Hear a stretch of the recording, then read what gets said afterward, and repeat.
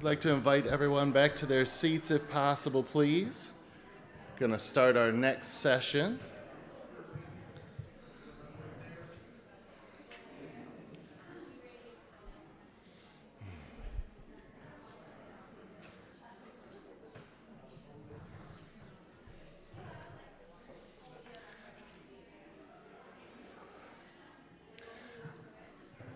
Our next area that we're going to be talking about is going to be some venous different subjects.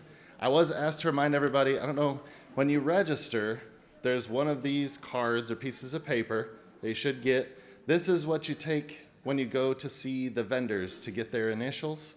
So anybody can put in a paper for the drawing, but this is the paper that we're actually asking you to go and have signed, please. So our first speaker in this next block is Catherine Winterbohr.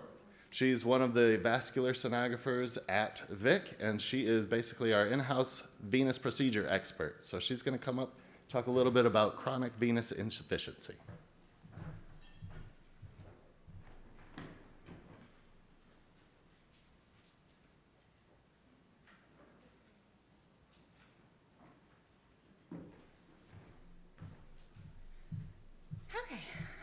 So my name is Catherine. I've been scanning for a long time. In the past 2 years, I would say that I've become passionate about veins and vein disease, and I'm a very small pool of sonographers that actually like it. So I'm constantly trading exams, ABIs, for vein ultrasound so that I can do what I love. Chronic venous insufficiency is a very broad topic, and today I'm just going to kind of focus on the superficial system, and so let's get going. So venous insufficiency is the most prevalent vascular disorder in medicine today. It has been documented in sculptures uncovered in Greece that date back several centuries BC. If you look really close, you can see that Zeus here has a varicose vein. No, I'm just kidding. He doesn't. I just couldn't find one. But as you can see, like, the human race has been dealing with this for many, many centuries. Despite significant advancements in treatment options, vein disease remains the most prevalent underdiagnosed vascular disorder today. It is estimated that over 30 million Americans suffer from symptomatic venous insufficiency, yet fewer than 2 million actually seek treatment. So to put this in perspective, vascular venous disease is 5 times more prevalent than arterial disease and 2.5 times more prevalent than coronary artery disease. So there's a lot of people that have vein disease walking around. So duplex imaging has become a well-established method of choice for imaging the veins. So as they say on TikTok, let's get into it.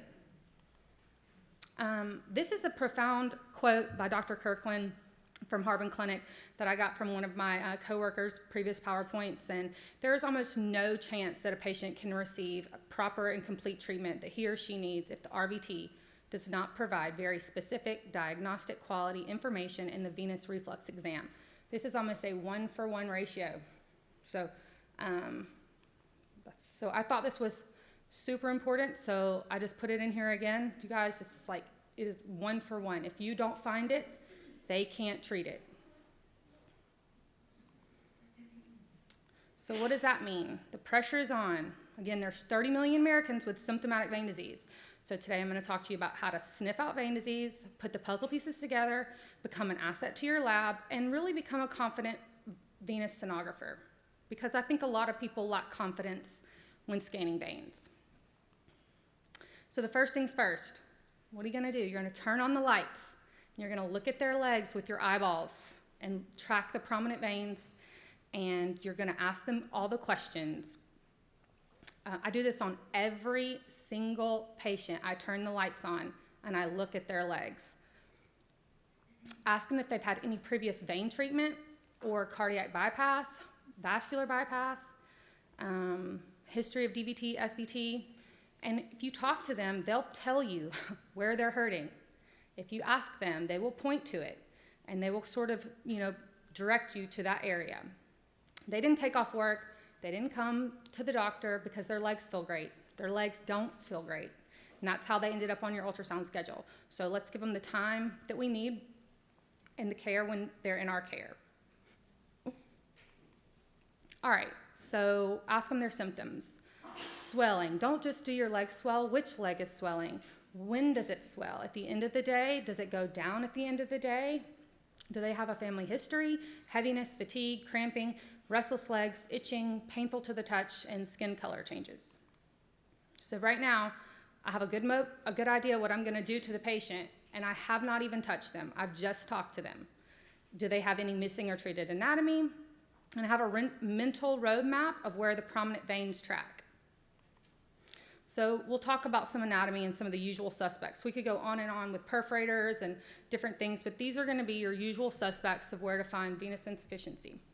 The GSV, the AASV, the SSV, and the PASV. So the great saphenous vein. The great saphenous vein is the largest vein in the human body. There are between 8 to 20 valves in the GSV. Most people have about 10 or 12. Well, what does that mean to you? Well, there's about 10 or 12 potential venous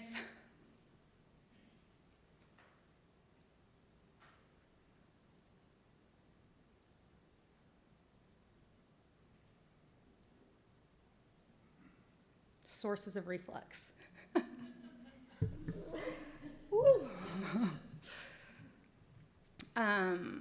And so that's what you're really looking for. You're looking for leaky valves in the legs. The anterior saphenous vein, it courses superior to the AASV and normally breaks the fascia in the mid-thigh, giving rise to varices, which you can see in this lady's leg here. You should just note that a tributary is a straight segment, and it has a valve, and it can be competent or incompetent. A varice is a tortuous rope-like appearance. It does not have valves. So what does that mean? If you see a varice, it should most of the time demonstrate some reflux. Not most of the time, all of the time. It does not have a valve. This is a small saphenous in the vein Giacomini. It has between 1 and 8 valves. Here you can see the SSV, the SPJ, and the thigh extension or the VOG, vein of Giacomini. And she has quite a few varices coming off her SSV. So the intersaphenous vein, it's formerly known as the vein of Giacomini. They've changed the name. Generally, the SSV connects with the GSV or the PASV. Most of the time, the SSV does connect back into the PASV, and that's a true vein of Giacomini. It's now called the intersaphenous vein, meaning the connection between two saphenous veins. Again, most of the time between the SSV and the PASV. Sometimes the SSV can just merely extend into the thigh, and that's just the thigh extension. It's not the vein of Giacomini. It's not an intersaphenous. It just extends beyond the popliteal vein. So when you're eliciting venous reflux, I can tell you my most successful way to get venous reflux is by the Valsalva maneuver. It saves my back from reaching over to do distal augmentation. And I try this several times. I don't just get one Valsalva. I keep going 6, 7 times until if I know that it's there and I don't get it on the first shot, we're gonna keep trying. We're gonna distal augment. We're gonna try again. We're gonna keep trying because we know that it's there. And again, you have to document it or else we can't give these people the proper treatment that they need. Initially, I only use color Doppler to elicit the reflux. So I will have the patient Valsalva with color, and this is how I know where to place my cursor. If I don't do this, then I'm just essentially placing my cursor different places throughout the vein, and I'm essentially missing, trivial reflux, what may seem trivial but is not.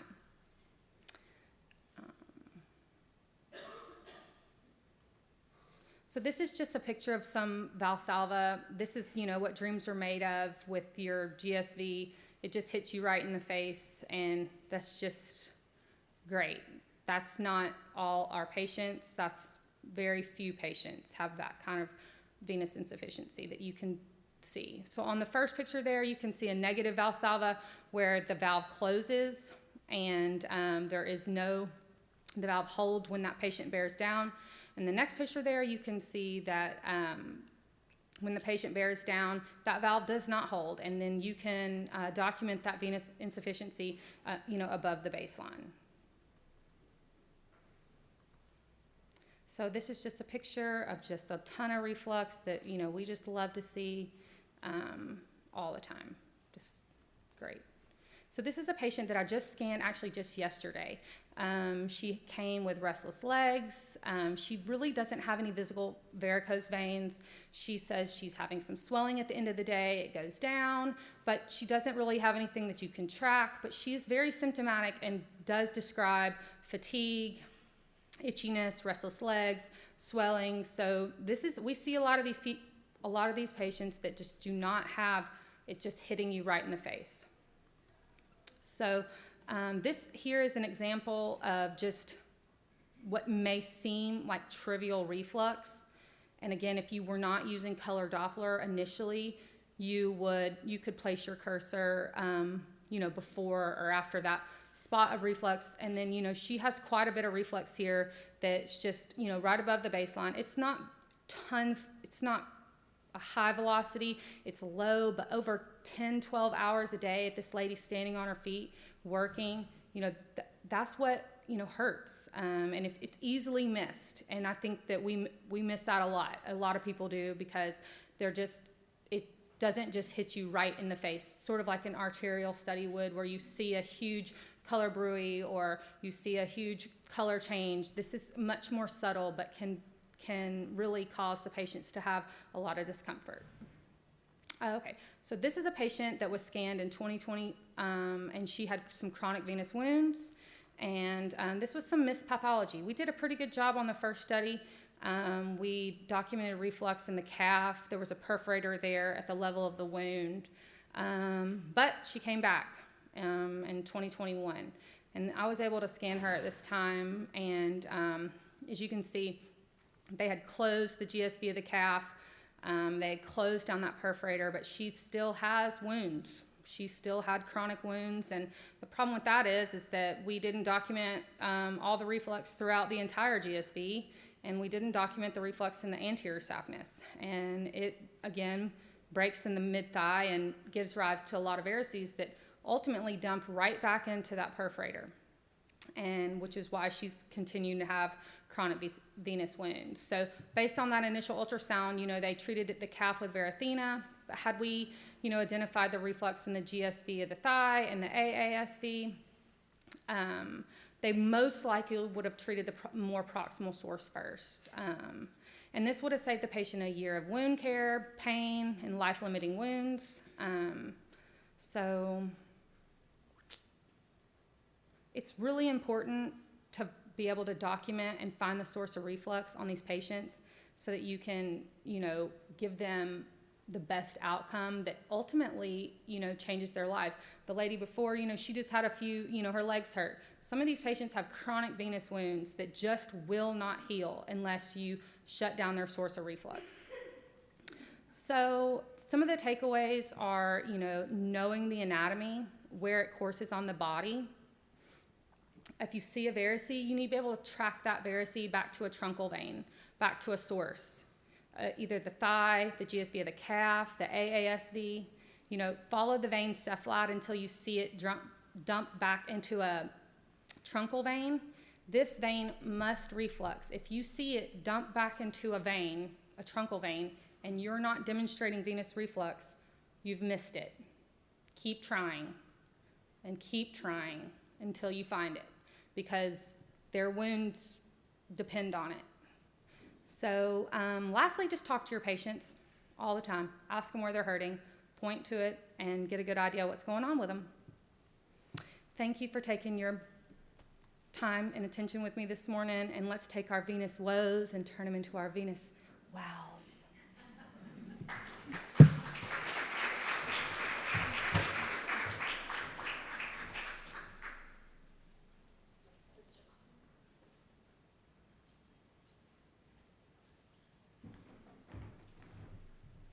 Thank you, Catherine. That was great. She, as Chad said when he started the session, she's our current venous expert because she loves the veins, and not everybody loves the veins like Catherine does. So the excitement is contagious because she just wants to help the patients. So I want to introduce Sarah Brisson. She's our next speaker, and she's also going to be talking about venous disease. And really appreciate her from coming from Washington all the way to the Great South and Chattanooga. She works with Dr. Gibson, is that correct? Dr. Gibson on the West Coast, and they've done a lot of exciting work in pelvic venous disease, and so we're really excited to hear what she's going to bring to us this morning. Sarah. Thank you, Tina, for inviting me here today. I too love veins like Catherine, so I'm excited to talk to you about that today. Primarily, I'm going to be focusing on iliac veins, and just a quick show of hands, who does IVC iliac scans? Yeah, okay. And who looks for compression, other than just looking for DVT? Okay, so that's what we're going to be kind of reviewing today. As we begin, we're going to kind of go through the updated vernacular. So there's been some changes in our terminology here so that we can better understand like what we're talking about. You know, maybe not in just a particular region, but across the board. We need to all be speaking the same language here. Ultrasound techniques for evaluating the iliac system and the iliac vein and compression particularly causes a compression, and my last and most favorite thing is positional compression. So to begin on where we first started, it's important to go back to our initial history of Virchow. He originally hypothesized that there was something compressing the left iliac vein, the right common iliac artery, because he noticed that there was DVT 5 times more likely to happen in the left leg than the right. So he had kind of this idea of something was happening. But it wasn't until about a century later that we have doctors May and Thurner who investigated after 430 cadavers. So they actually did more of the investigative work in diagnosing that there was an iliac vein compression for the right common iliac artery. So this is probably a very familiar graphic that most of us have seen. We have kind of just the general anatomy, right? So most of the time we're going to be thinking about that left-sided common iliac vein being compressed from the right side. And as we move along and as we come up to kind of our more updated history, this article is fantastic when it comes to wanting to, instead of having more historic terms, kind of bring it into a little bit more of the updated vernacular. So this is in 2021, where it was an international multidisciplinary panel that kind of veered away from wanting to use historical terms, right? Because it's a little bit more vague in what exactly is going on with these patients. So in summary, they're kind of saying that it's kind of a hindrance for the patients. So really, we should be kind of focusing on changing our vernacular from, instead of May-Thurner syndrome, which I think we're all very common in hearing, to an iliac vein compression, from nutcracker, where the left renal vein is being compressed, to renal vein compression, and instead of pelvic congestion syndrome, pelvic vein reflux or disease. So it's important that we're all on the same page there. This graphic, we have probably have all seen this many, many times. And it's really the basis of what is going on with iliac compression. But it's not only happening on the left side of the veins. So you can have compression on the right side. You can have compression of the distal IVC. So it's important to know, like, we're not only focusing on the left side. There's multiple areas that we should be looking at. So when you're scanning these patients, you know, it's not only going from, you know, common iliac or common femoral vein flow might be continuous and only looking at the left iliac system, right? You can have a whole picture here, and we need to be able to evaluate all of those veins. This article that was done in, I believe it was 2019, it was a review of 1,500 patients from like this course of like 30 years. And it's just kind of describing the emphasis on the gender differences. So of course, men can have iliac compression just as much as women, but most of the time it is going to be female. That's basically the anatomy, not the anatomy, but more of like the body structure within the belly. Males are going to be more symptomatic. I can tell you, my husband, whenever he has a cold, it's like a man flu, and it's the worst thing ever, so I'm not surprised by that at all. Women have a higher likelihood of having a PE, which was, I thought, quite interesting. And then just generally speaking, they're going to have a lower BMI. So some of the symptoms that these patients are going to be experiencing or maybe telling you whenever you bring them back is unilateral leg heaviness, swelling, and pain. They might be presenting with ulcers. They could also have skin discoloration or venous claudication. Now, it is important to ask your patients questions. You know, if it's unilateral symptoms, you know, if it's acute, especially you want to rule out DVT, but you also want to confirm whether or not there's lymphedema or lymphedema. So kind of wrapping up the diagnosis, like previously, it was just a theory in the 1800s. Not until the 1950s when it became a bit more descriptive and diagnostic in identifying that it's truly an iliac compression from the artery, and to current evaluations to see where, you know, how to diagnose these compressions. You have venography, CT, MRI, IVUS, and most importantly, ultrasound, which is the safest and the most cost-effective, and why we're all listening about it during an ultrasound meeting. So a little bit about our history at our facility.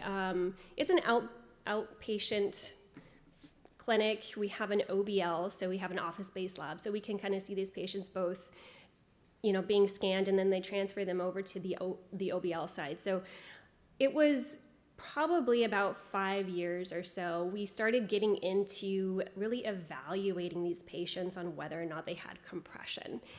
And we just primarily based it off of diameter. You know, what was the proximal common iliac vein diameter compared to a distal? So we were looking diameter alone, and then whether or not that vein, where it was compressed, what the walls looked like. So it was just very much B-mode imaging, which was okay, but it wasn't everything. And we weren't unsupported with that theory, right? So this article is kind of going over, like, they compared a diameter from ultrasound to the IVUS findings. And it did show that if you have a vein diameter of 8 millimeters, it was equal to 53% stenosis on IVUS. So we weren't wrong, right? Like, it's not a bad thing to do that, but it was also a little bit deceiving, right? So one of the things we'll talk about a bit later is there's a lot of techniques that we can do as sonographers and a lot of external things that we could do, like pushing too hard, that causes a compression. So we were kind of transitioning from, you know, B mode only, because we were maybe correlating about 75% of the time, which isn't horrible, but it is also like this vast amount of patients. We're like, well, we're missing something, right? We're not quite getting it. And most of the time is we were overestimating a narrowing. We were saying it's narrow here, and therefore you need to have a stent, or you need to have some type of intervention. So then we added a velocity ratio. So there was a lot of work done by Nikos Lopropoulos in Stony Brook in New York, and that's a lot of the information that he was gathering. We were kind of taking it as well. So with his findings, we'd be looking for a velocity ratio of 2.5 or greater to say that stenosis is hemodynamically significant. And so when we're getting that velocity ratio, you're taking your prior to the stenosis velocity with your cursor angled parallel to the vessel wall, and then dividing that by your at stenosis velocity. So the higher that narrowing is, right, the velocities are going to be higher, so your ratio is going to be higher. So we combine the two, right? So we combine not only visually what it's looking like, but then what is the velocity ratio? So then we can kind of correlate these two and then kind of give us a bit more information as far as what exactly is happening in this patient. And so that patient can then have the correct type of intervention, or the doctor can say, oh, right, well, then that's now considered to be hemodynamically significant. So that was hugely helpful. If you don't quite do it yet at your lab, I highly suggest it, because we're going to see here a couple examples. So here's just a patient that we had seen. The diameter was quite small. I can't read it here, but it was small, and you can clearly see that vein, the velocities are high, right? So you have your at stenosis velocities at 93 or so, and then distally. So you're kind of comparing the two, right? Same with the bottom, right? And you have the diameter decrease, but then you have the correlating velocity ratio as well. So you have a 7.2 velocity ratio in that first patient, and you have a 4.8 on the bottom. So both of those would be hemodynamically significant. These patients are going to also be symptomatic, right? They're not going to go in there and place a stent if the patient doesn't have symptoms. But we're just adding kind of that icing to the cake of saying, okay, now your velocity ratio is also equal to a hemodynamically significant stenosis. So not only is there direct ways by getting that velocity criteria or velocity ratio, but there's also indirect ways to look for a hemodynamic significant stenosis, and that would be more looking for collaterals on the contralateral side, reversal of flow in the ipsilateral internal iliac vein, or non-phasic or minimally phasic common femoral vein flow. So those are all very helpful tools and things that we should all be evaluating and determining, but it's also hard because it's indirect, right? Like that can lie to us in a way, so I'm not sure if you guys have seen like a patient that might have low or minimally phasic flow, but their common iliac vein is maybe chronically occluded and it's just being fed by collaterals, kind of being back up to the heart. So one of those things, it's helpful, it's a tool, but it's not direct. And I threw this in here kind of last minute, and it's one of those things, like if we're looking at the common femoral vein alone for phasicity to say whether or not we need to look higher, there's a little bit of a gray zone there, because there's these patients I've been scanning where their patient is laying kind of flat depending on their leg position, the velocities in that common femoral and the vein itself is compressed. The moment you turn them lateral decube, it opens up. So that's one of those things, it's a positional compression that we need to be looking for and evaluating whether or not it's truly happening. Because if you're just saying, it's continuous, so you need to have an IVC. Well, you might not necessarily need to. You need to take it a step further and reposition that patient. And then there's can be compression from something other than an artery, right? So we can have an aneurysm that's compressing a vein. We can have a mass. We can have a kidney. And the bottom picture there is showing his bladder. This patient had a massive bladder and was compressing the vein. Horseshoe kidney. There's multiple things that could be happening, and we need to kind of evaluate and investigate these patients. So this is kind of where we're going to delve into my favorite part of things here, which is positional compression. So a lot of these times when we're scanning these patients, I don't know about you, but we have them lying down on our exam bed, usually in the morning because they're going to be, NPO. We're trying to get them to have the best evaluating exams possible, but we're scanning them most likely when they're not symptomatic, right? Patients don't have symptoms when they're sleeping for iliac compression. They have it when they're standing.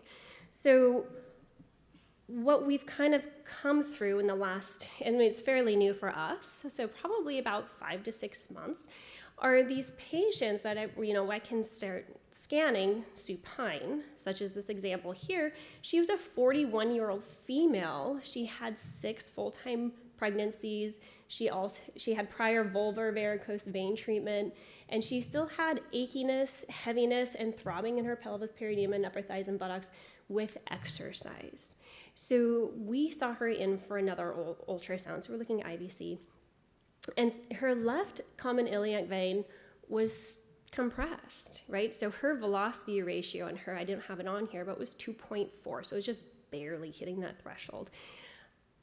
But that was scanning her supine. So the moment I turned her onto her side, the vein increased, right? The diameter increased and the velocity ratio decreased to 1.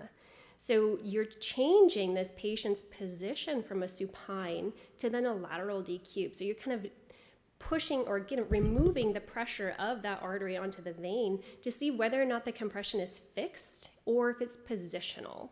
And that's huge, right? So you're now going to say whether or not the patient is truly having a compression or if it's something else going on. This is another case. She was a 35-year-old female. Oh, and just to kind of recap on this one, I forgot to mention, she did have an OBL procedure, and then IVIS showed that there wasn't a compression when she takes a deep breath in. So that's also kind of where we're taking it, where our providers are then having these patients either do a Valsalva, lateral decube, deep breaths in to say whether or not the compression is truly there. So this next case study was a 35-year-old female. She had 3 full-time pregnancies. She also had pelvic heaviness, achiness, pain following intercourse, leg fatigue, and prolonged standing. So she, same thing, right? She had compression when we scanned her supine. The diameter is small, 3.7 millimeters. Velocity ratio was high. I think it was probably like 3 or so. I don't remember exactly. But the moment we turned her lateral decube, the diameter increased to 6 millimeters. Velocity ratio is down below 2.5. So this is big. When you see compression, you need to reposition those patients to identify whether or not it's truly there. She did have an IVIS done. I think it was about a month later. The compressed iliac vein that we saw on ultrasound was normal with Valsalva with a less than 50% diameter reduction. Okay, so that's directly correlating from an ultrasound to then IVIS. This is an example with a patient with Valsalva. So that's another way that you can check whether it's, this is a kind of a harder one because when you Valsalva, everything wants to shift down a little bit. This guy in general, he did a really good Valsalva. So you were able to see that diameter from 4.2 millimeters increase to 1.3. And that was confirmed also with lateral decube. So it's massive, right? So if that patient was to go beyond an ultrasound and then have IVIS or some type of other intervention, you're putting his exposure risk or increasing his exposure risk, right? So you can stop it right there by saying the diameter is increasing, the velocity ratio is down, just with position alone. So kind of where we're up to date now, so we had about 20 patients or so that we've correlated between an ultrasound and our OBL cases and with IVIS or venography. So it's a huge tool that we can kind of delve into a little bit more, and I don't know about with everyone here that can speak for this, but we see these patients post-stenting like every 6 months and then every year after 2 years, and a lot of times their symptoms haven't changed, right? So we're seeing these kind of like I don't want to say it, but kind of like an overstenting sometimes based off of imaging alone. So if we can transition that a little bit to confirm that that compression is there not only in supine, but also in lateral decube or standing or Valsalva, then you're saying, okay, you can help these patients with their symptoms by placing a stent, or maybe something else is happening. So you kind of be that tool. You're that tool, and you're kind of that advocate for the patient too. Because stenting, we all know, has its risks, right? It has a risk of thrombosis. It has a risk of migrating. And the other thing, it still has risk of compression. As you can see that bottom picture, right? It's still being compressed. So you're just kind of aiding those physicians in determining whether or not the stent will help the patient because there's still a lot of risk involved.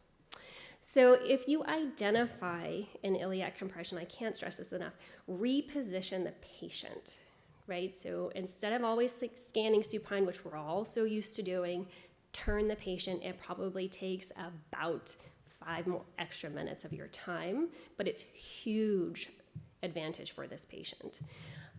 You can have them stand. Standing is harder to do, only because, again, everything shifts down. And I know most of you are thinking like, oh, that kind of is daunting because my patients, maybe they're really large and maybe it's really difficult. Lateral decube is a really easy way to see those veins because the belly kind of shifts away. So it's a nice window. I highly suggest using it if you ever have these compressions. And just kind of some tips and tricks that I found along the years of scanning. That right iliac, or if you come from the right iliac side or looking at the common iliac, the left common iliac vein comes across beautifully. So come from the right a lot of the times because you can see right underneath where the artery crosses over for that compression area. So come from the right, relax with the probe pressure. That is probably like one of the things that we're so used to doing. We get frustrated and we want to push harder. You can't. You just have to take a deep breath and relax, because the more pressure you're putting on that vein, the more stenosis is going to form. So take a deep breath. And yet stenosis is going to be seen in multiple views, right? So you're going to be coming from the right, you can see the compression, or from the left. And again, have the patient stand, check it again, have the patient lateral decube, check it again, do multiple ways to see whether or not it's there. Having the patient NPO and hydrated, right, that just makes our lives easier. So we can see these veins. Hydration affects the veins, so we want to have those patients well hydrated. And then use all your tools available, right? So B-mode imaging is great and it's super helpful, but take a consideration of that velocity ratio. If you don't already do it, consider doing it. 2.5 is kind of the threshold that we're looking for. And then indirect criteria as well. It is just an aid. It is not a be-all tell-all. It is just a helpful tool to get you there. And then that stenosis will always be there if it's truly there and it's not a positional stenosis. As my references, and I love talking about this, so if you have any questions, please contact me. I'm more than willing to go over anything with you in more detail. But yeah, I hope it goes well. I mean, good luck, but it's great. So thank you, Tina.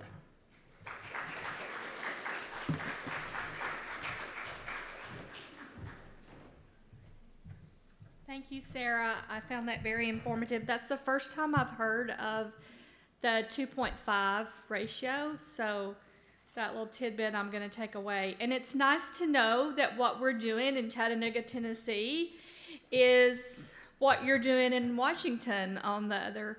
So we started out really focusing on the diameters, and we're kind of now looking at the velocities as well in the iliac veins. So it's nice to know. That's the good thing about these meetings is you hear about what everybody else is doing. So it's nice to know that what you're doing is what they're doing.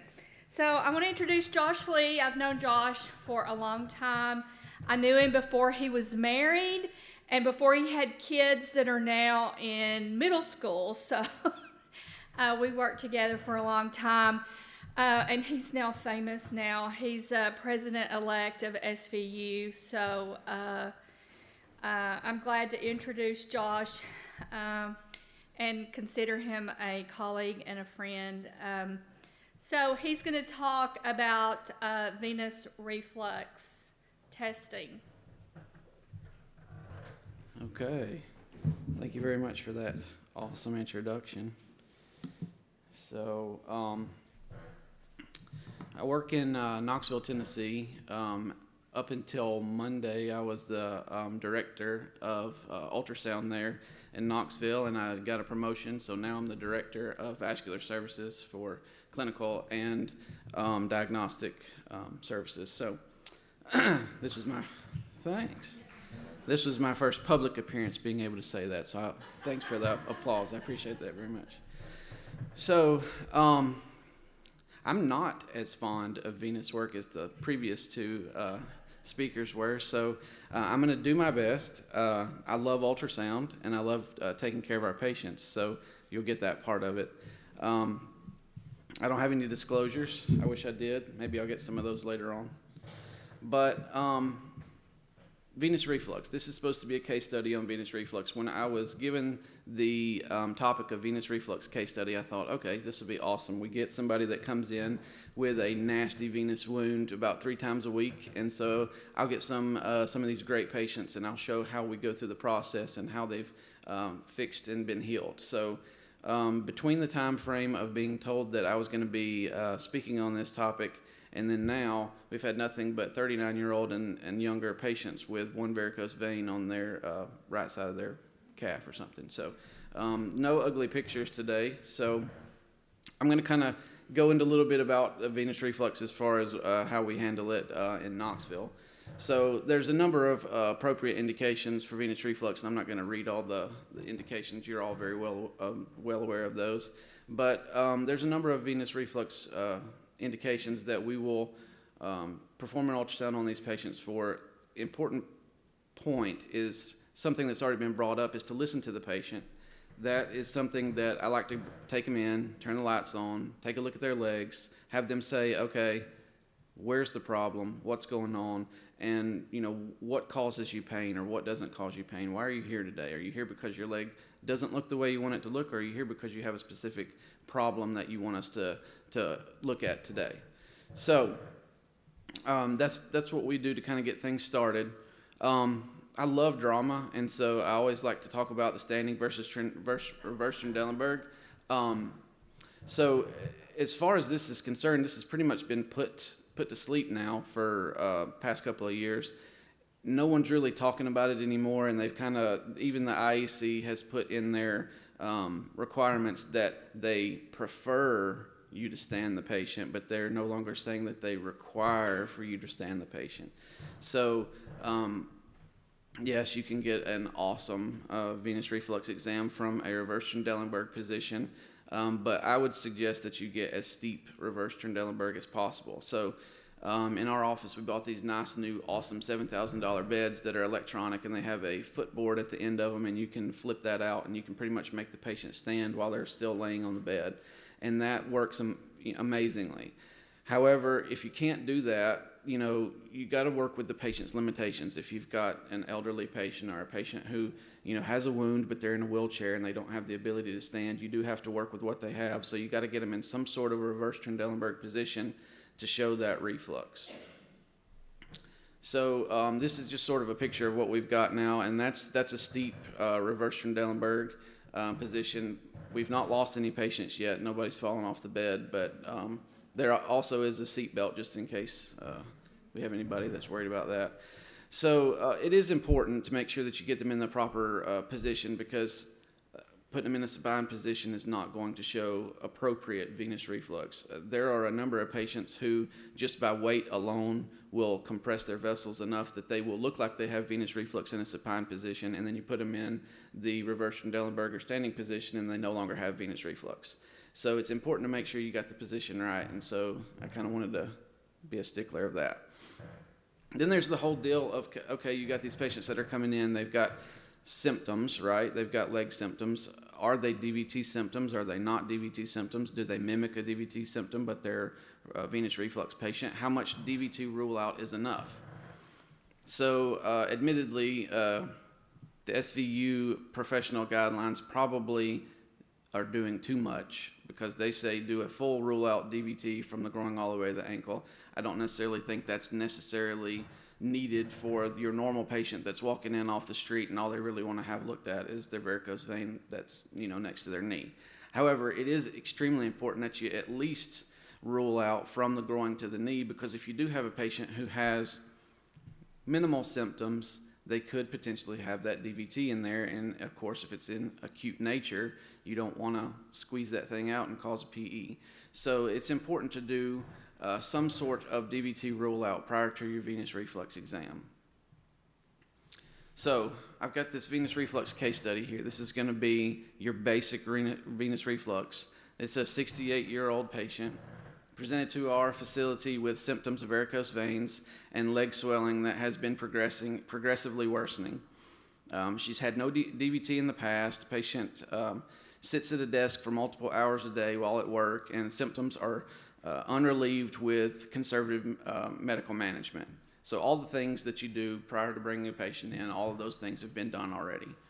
So we're going to kind of go through our protocol, skipping the DVT part, and that's kind of why I made mention of how important that is because I want to talk about the reflux portion of it now rather than the DVT part. But we have ruled out no DVT for this patient. Now we've got them in the standing / reverse Trendelenburg position on the bed, and we begin at the common femoral vein. So you're just going to basically just follow the common femoral vein and other deep vessels as well. So I'm not sure how many of you guys look at the profunda femoral, how many of you look at the femoral vein. In IEC world, that's a requirement. You have to look at those in at least 3 different positions, prox, mid, and distal thigh for the femoral vein. So we are looking at those in the world of IEC and accreditation. Those are important things. But it is important to rule out deep venous reflux because that's going to change the medical management of the patient if they have deep versus superficial or if they have both. So then we're going to move on into looking at our superficial structures. What I have found, and I put this picture in because there are certain insurance companies, especially in Tennessee. I'm not sure if anyone here's from anywhere other than Tennessee, but if you don't have venous reflux at the junction, they won't pay for the treatment, even if you've got a ton of venous reflux 2 centimeters distal to the junction. So what we do where we're at is we do take that junction picture, but then we'll go to the very first valve that we see just distal to the junction and also take that next picture. So you can see here we're almost at the junction. We're about 2.5 to 3 centimeters distal to the junction, and we have reflux now. The only reason we didn't have reflux before is because in that first picture, the valve was working appropriately at the junction, and there was most likely some flow that was going into a varicose vein just immediately after the junction there. So we also measure for our physicians at every location where we find reflux, and then if this patient does have reflux, we're also measuring as we go down the vessels so they can determine whether or not they're going to need to use a specific type of catheter. We tell them how tortuous the vessels are. Basically, we're building them that procedure, kind of like what Dr. Lassar has always talked about for as long as I've ever known him, is build the procedure so that the physicians can know how to access the patient and what they're best going to be able to do for the patient. So then we have reflux in that area that we've already looked at. So I'm going to move on down. So now we're looking at the GSV. This is a pretty basic looking GSV. There's really nothing weird about it. It's where it's supposed to be, and it's got tons and tons of reflux. So this is just someone who has reflux. Their valves are not working pretty much from their junction all the way down. And so again, we will take those pictures of reflux and then also give a vein size from inside wall to inside wall, all the way down where we find that reflux. Then you can see again here we've gone from the upper thigh to the mid thigh in the femoral vein to show that there's no deep venous reflux. But then the GSV at the thigh also continues to have tons of reflux. So my point for some of these pictures in going on and on about this is how much is too much. So if you find reflux at the upper thigh and at the knee, do you really need to know that there's reflux in between? I guess it's more a what your physicians want kind of thing. So if your physicians want to know exactly what's going on with that vein, then you're going to spend a little bit more time and you're going to follow that whole entire vein and map it. There are two thoughts here. So if you've got the reflux, you're going to be able to pass the insurance test. So if you got reflux at the knee, you've got reflux at the junction, they're going to pay for your EVLT or RFA. So then it just comes down to preference for the physician. Do they want to know every spot where there's reflux? Do they want to know everywhere the varicose veins drop off the GSV or the anterior saphenous vein? And are they going to treat them all? They're going to treat one.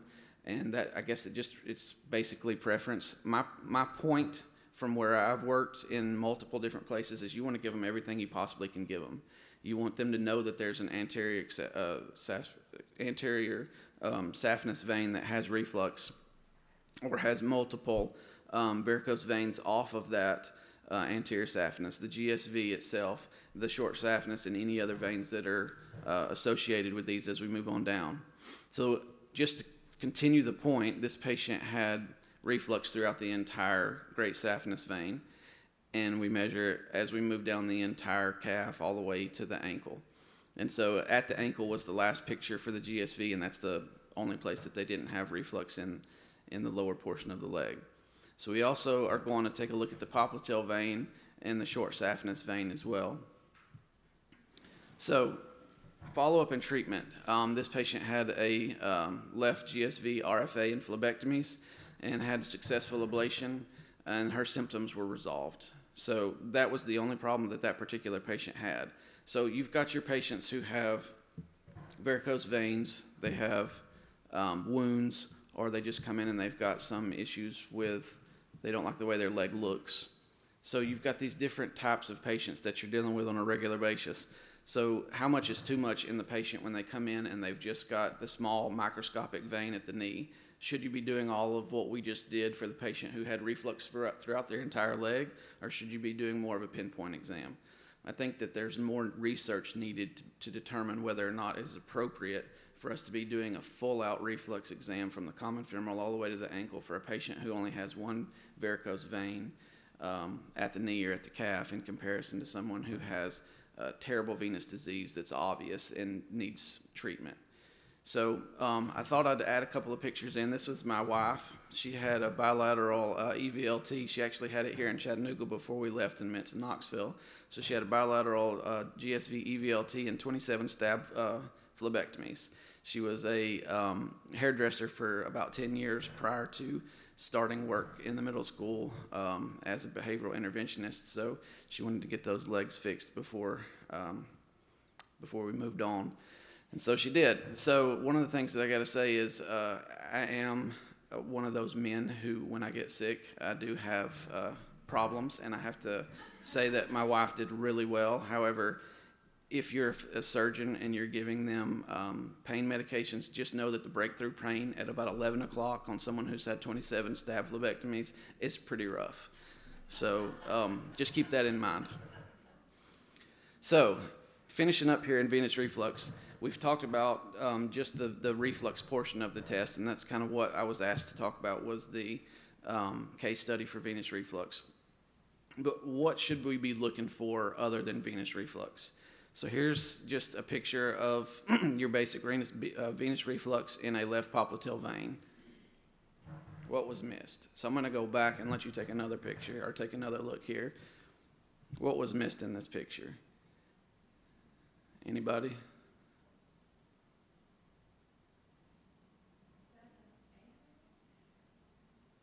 There is a popliteal vein aneurysm. So there's incidental findings just as much in the venous world as there are in the arterial world and any other type of ultrasound as well. So it's important to make sure that you see the forest through the trees instead of just seeing the one tree that you're looking at because of the forest. So it's just as important to make sure that you see all the other issues that this patient may be having and all the other problems that may be causing their symptoms along the way. This is just a quick little video of the same popliteal aneurysm with a little B-flow in it, just to be cute. And then this was prior to the aneurysm being fixed in venography. And here's the surgery, before and after.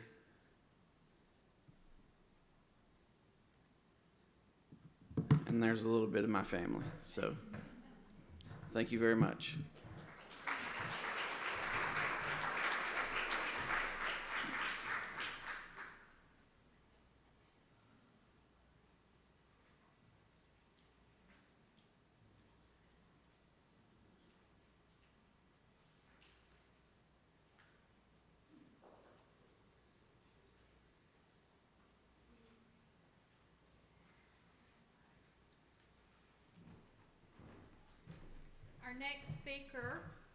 Our next speaker is Courtney Webb. I've known Courtney for a long time as well. You might sense a theme here that I've known people for a long time because I'm one of the older techs in the lab. But Courtney is the technical director at Erlanger Health System here in Chattanooga. and has been a lead tech and a great tech the whole time I've known her. So she's going to talk, we're going to shift gears just a little bit here away from chronic venous disease and talk about a little bit acute venous disease. And that's what Courtney's going to talk about.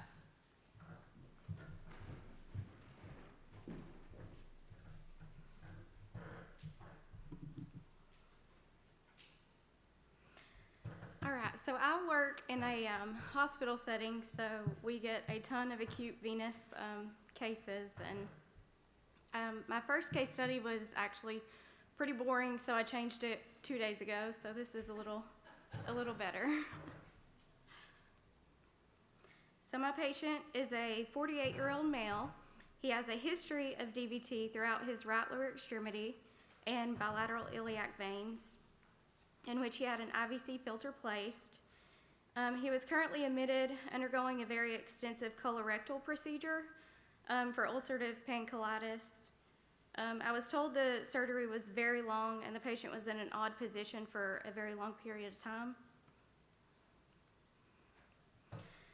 Post-op day 1, I was called to the PACU for a stat venous Doppler to rule out DVT. The patient's left calf was very tight and he was in a lot of pain. He also stated that he had numbness in his toes and the left leg was cool to touch compared to the right.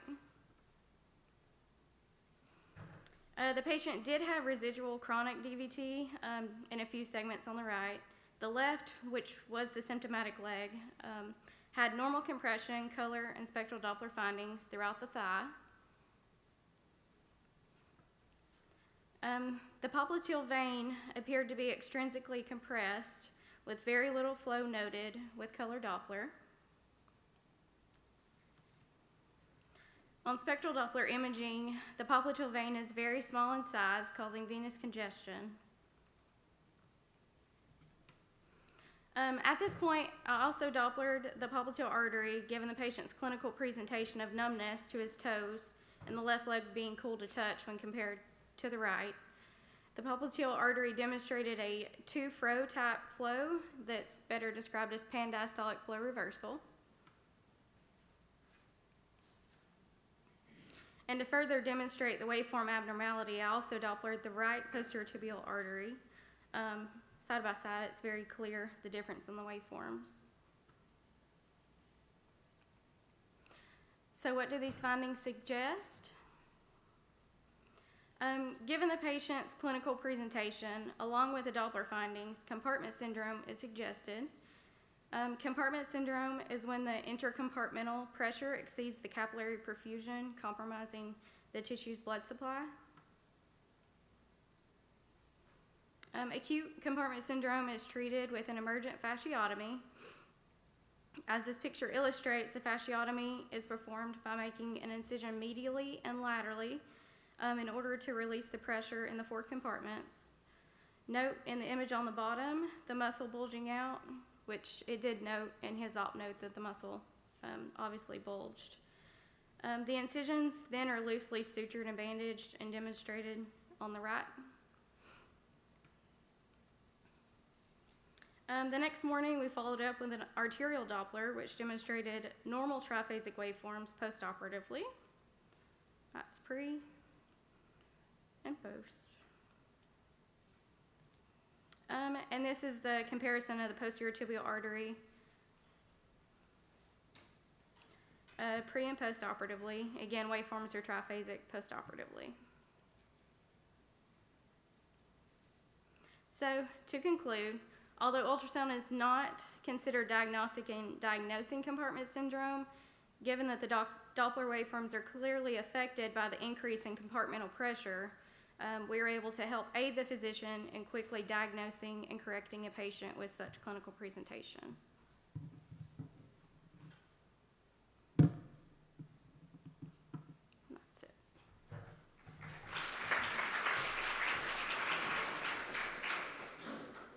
Have the speakers back up for the panel.